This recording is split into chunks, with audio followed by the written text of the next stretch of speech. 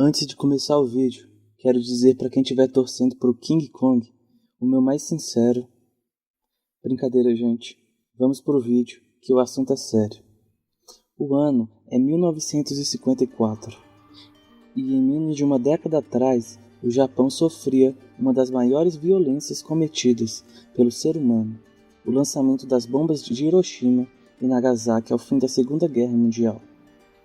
Já não bastasse esse trauma coletivo, o Japão pós-guerra havia deixado de conviver com a ocupação dos Estados Unidos em seu país apenas 2 anos antes, e sofreria mais uma vez com outra experiência de bombas nucleares. Em março de 1954, o barco pesqueiro Lucky Dragon número 5 foi atingido por poeira radioativa, resultante da detonação de uma bomba estadunidense para testes nucleares no Oceano Pacífico. Um erro de cálculo previa 6 megatoneladas. A explosão liberou 15. Toda a tripulação foi contaminada e os atuns pescados chegaram aos mercados de Tóquio.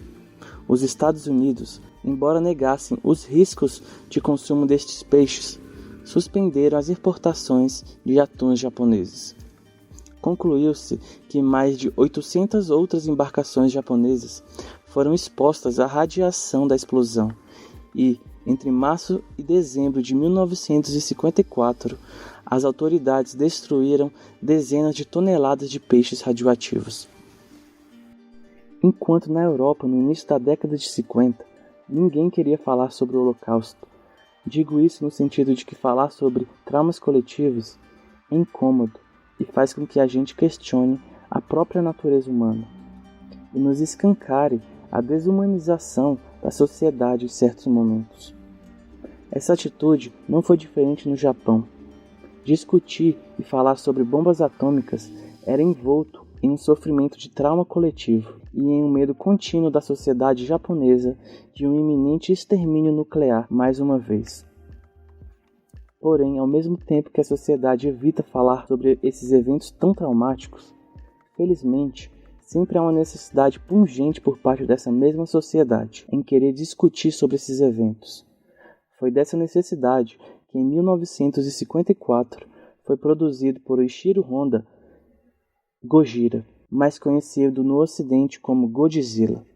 O filme personificava o trauma japonês da guerra nuclear, a partir de uma criatura ancestral que é despertada após ser violentada por testes de bombas nucleares no Pacífico.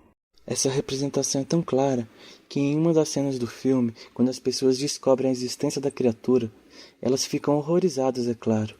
Porém, quando o paleontologista responsável por a estudar após a sua aparição revelar que o monstro é fruto das bombas nucleares, o desespero se intensifica muito mais. É interessante ver como Godzilla não é aquela figura acarinhada, tampouco um herói nacional que viria a se tornar para o público japonês nas suas sequências. Nesse filme, pelo contrário, as cenas das vítimas da violência do Godzilla imprimem um realismo que chega a parecer gravações após os fatídicos bombardeios americanos. Existem relatos que a audiência japonesa assistiu ao filme em um silêncio assombroso que só era interrompido com eventuais choros. Ishiro Honda criou com Godzilla ao mesmo tempo um filme de entretenimento, quanto um filme que representa o trauma atômico dos japoneses por meio de uma criatura e a sua capacidade de destruição. Godzilla de 1954 faz o que é um dos papéis mais importantes das artes. Dá forma e nome àquilo que não pode ser descrito em simples palavras. O peculiar é ver como Godzilla toma uma absurda proporção na cultura pop mundial até os dias atuais e se tornou um dos monstros mais queridos da história do cinema e da própria cultura popular. Godzilla inaugurou os famosos filmes de monstros gigantescos. Porém, com o passar dos anos, a característica desse gênero de possuir um contexto histórico que abordasse questões de violência atômica foram se perdendo. Para estes que, assim como eu há pouco tempo atrás, se familiarizavam com o personagem apenas por essas repercussões na cultura pop, o filme de Ishiro Honda certamente é uma surpresa por não se tratar de uma narrativa de ação apenas, onde Godzilla é um vilão com desejo de destruição, mas uma cativante história das possibilidades de horror da humanidade.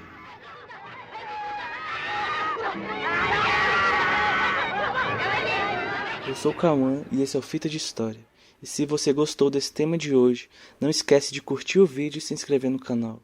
Que toda semana a gente tem vídeo relacionando história ou palhinhas de psicologia e filosofia a filmes, animações e muito mais.